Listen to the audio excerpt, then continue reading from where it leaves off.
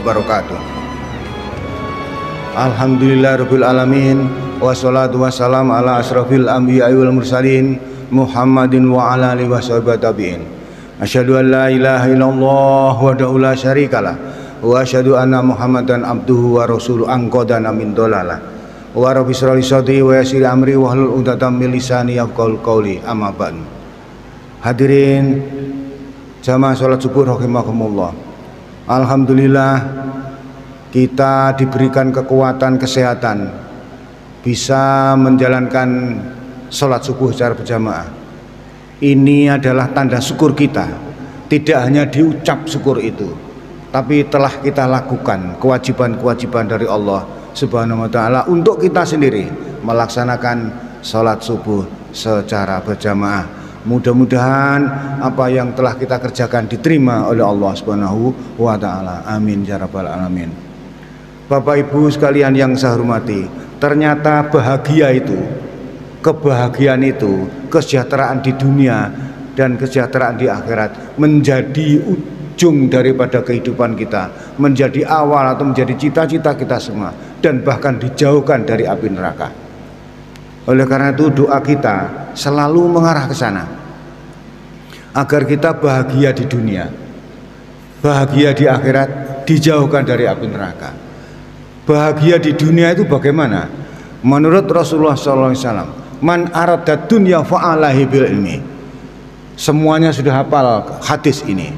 Untuk bahagia di dunia harus berpengetahuan, harus mempunyai ilmu pengetahuan. Bagi guru-guru harus menguasai digital.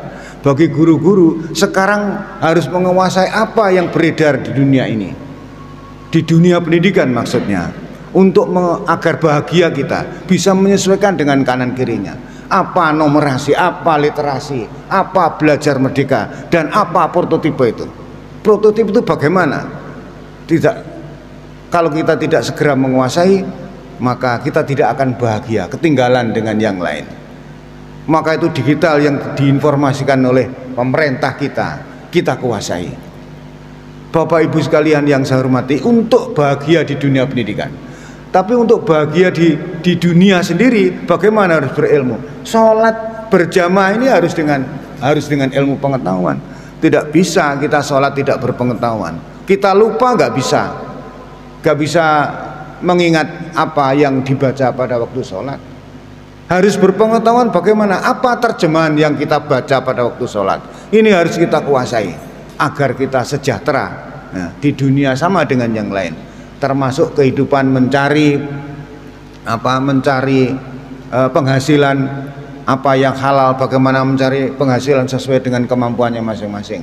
Yang ditambak petani, yang jadi guru, yang pedagang, yang macam-macam, itu usaha untuk mencari kebahagiaan di dunia. Jangan lupa, man aradal akhirata fa'alaihi,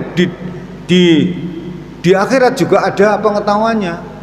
Untuk memperoleh derajat lebih tinggi tidak mudah, harus diikuti dengan wa minal laili fatahajjat bi, diangkat derajat kita. Pada waktu malam hari Rasulullah mengatakan, bangunlah wahai orang yang berselimut, kum fa'andir, bangunlah, jangan tidur melulu.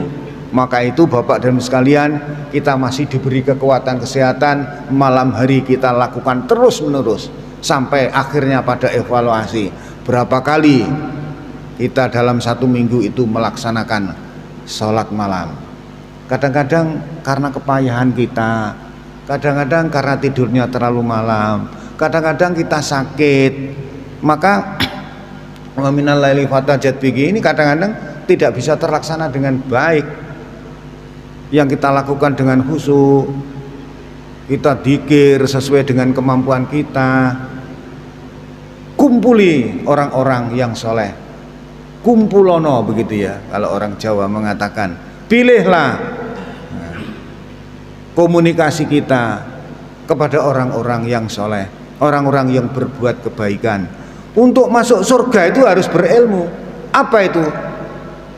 Kata surat Luqman ayat yang ke-8, firman Allah, innalladzina amanu wa amilus solihati lahum jannatun naim. Ya, harus berilmu. Orang yang beriman itu dan beramal soleh, berbuat kebajikan, insya Allah Allah akan memasukkan surga yang penuh dengan kenikmatan. Quran Al-Luqman ayat yang ke-8. Ini ilmunya. Makanya kita beriman tidak cukup kalau tidak diikuti dengan berbuat kebajikan. Kemarin sudah saya informasikan, berbuat baik itu banyak sekali yang lain. Banyak yang bisa kita lakukan. Mudah-mudahan pagi ini kalau kita saling mengingatkan, insya Allah kita termasuk orang-orang yang berbuat baik. Jika kita akan memperoleh kebahagiaan dunia dan akhirat, maka huma keduanya, man aradat dunya fa alaihi bil ilmi wa man aradal faqirata an bil ilmi, man arada huma keduanya, bahagia dan kedua akhirat, dunia dan akhirat, maka harus dengan berpengetahuan. Pengetahuan itu banyak, mulai dari yang nampak termasuk yang tidak nampak, termasuk filsafat itu tidak nampak tapi terlaksana. Apa yang Bapak Ibu pelajari, bagi yang guru yang mempelajari filsafat pendidikan atau filsafat yang lain, itu apa yang akan terjadi bisa kita rasakan dan bisa kita raba, bisa kita analisa. Oh, nanti akan seperti ini. Apalagi yang berkecimpung dalam dunia anak itu, anak ini kalau diberi pengertian seperti akibatnya seperti ini. Ya ibarat kita kalau main catur itu, kalau ini kuda kita lakukan, kalau pion kita lakukan, apa akibatnya? Itu sudah diketahui dalam ilmu filsafat. Makanya harus berilmu. Membaca Quran itu harus berilmu. Tidak mudah membaca Quran itu. Apalagi kalau sudah diikuti panjang pendeknya, balaghahnya, bagaimana nahwunya, bagaimana sorofnya, bagaimana. Subhanallah, nikmat membaca Quran itu. Kalau sudah seperti ini Bapak dan Ibu sekalian, ilmunya kita ketahui, kita kuasai, insya Allah fid dunya wal akhirah akan bisa tercapai. Bapak Ibu sekalian, marilah jangan lupa kita membaca Al-Quran setiap hari walaupun satu ayat dan diikuti dengan panjang dan pendeknya. Syukur kalau terjemahnya kita kuasai dan kita amalkan. Itulah maksudnya ilmu pengetahuan dunia dan akhirat. Demikian Bapak dan Ibu sekalian yang mampu saya sampaikan, mudah-mudahan ada guna dan manfaatnya. Rabbana atina fid dunya hasanah wa fil akhirati hasanah wa qina adzabannar. Assalamualaikum warahmatullahi wabarakatuh.